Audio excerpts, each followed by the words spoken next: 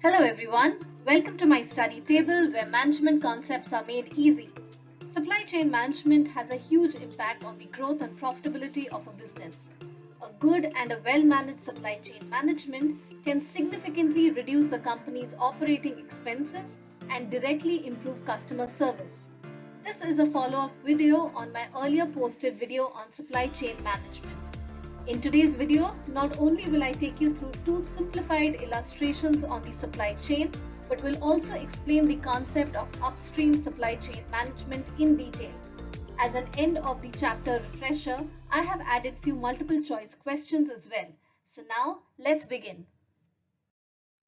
A supply chain includes all activities and information flows necessary for the transformation of goods from raw materials to the point when the product is finally consumed.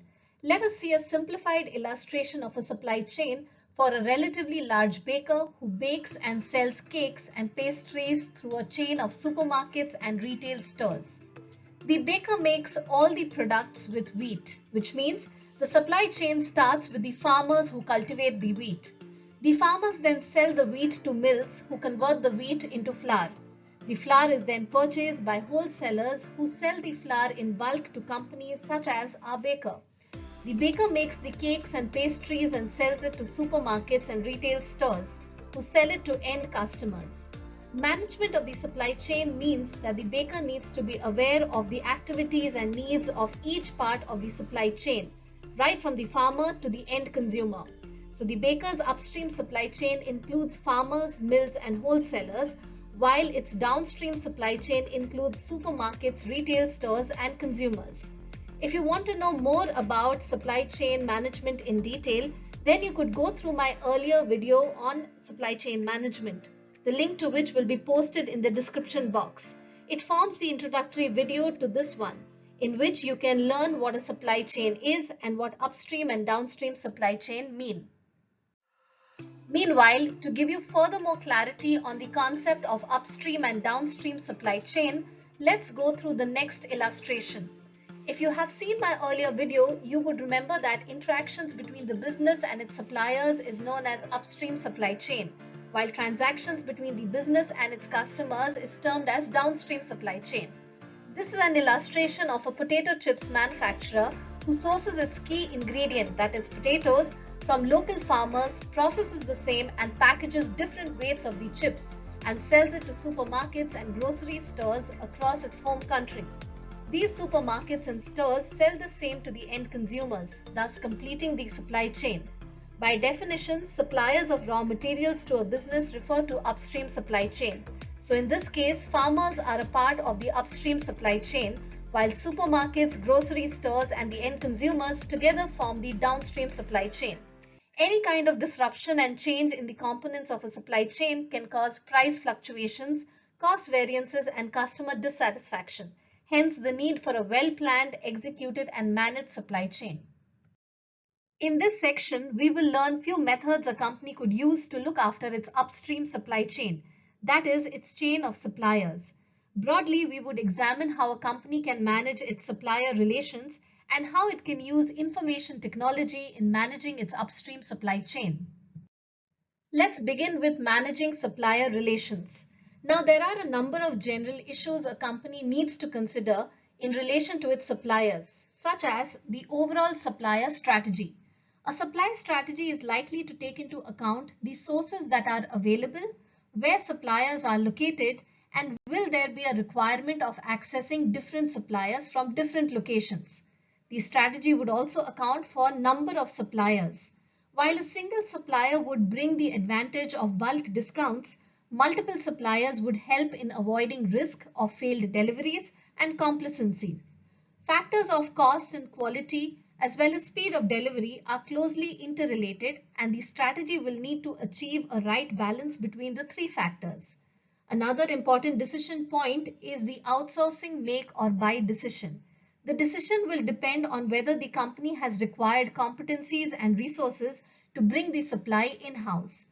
An important issue to be considered by companies to manage supplier relations is the factors to examine when choosing suppliers. Such factors could be the charges, discounts offered, quality of products, customization options, cost of shipping charged by the suppliers, technology used, if they are financially secure and reliable, amongst others.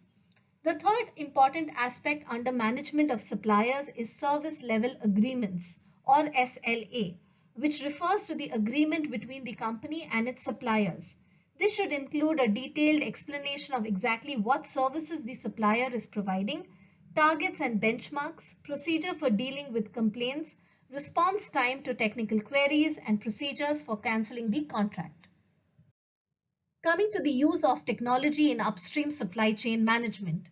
This would cover the concept of e-procurement that refers to the electronic methods used in every stage of the procurement process. If you want to know more about e-procurement, you could refer to my earlier video on the same. The link to the video is available in the description box. The other uses of IT within the upstream supply chain includes communication, that is, using email and other IT-based communication, information gathering and processing using the internet, and usage of extranet to grant access to suppliers to access information that can enable aid collaboration. This sums up all the facets to upstream supply chain management. Let's now start with the MCQs or the multiple choice questions. I will give you a couple of seconds to answer each MCQ and then we'll reveal the correct answer to it. So here goes the first question. The first one is, transactions between the business and its suppliers are referred to as its dash supply chain. The options given to you are upstream and downstream. The answer to this is upstream supply chain. Moving on to the second one, the decision on make, buy or outsource will depend on dash. Options given to you are A, if the firm has the required competencies, B, if the firm has the resources to bring the supply in-house, C, both of them, D, none of them.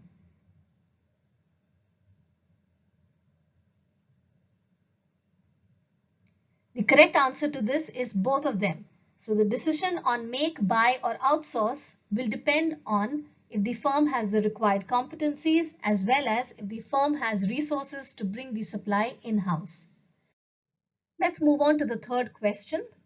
The question is, a service level agreement confirms A, explanation of the financial liabilities and assets, B, explanation of what service is being provided.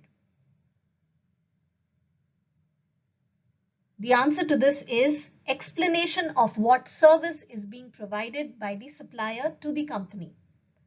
The fourth question is, dash allows the organization to grant suppliers access to information that can enable aid collaboration. A, extranet, B, emails.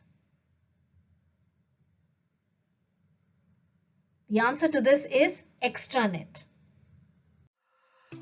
I hope you liked this video. Do subscribe to the channel, share it with friends, and do send me your likes. The next video is on downstream supply chain management. See you in my next video. Thanks for watching.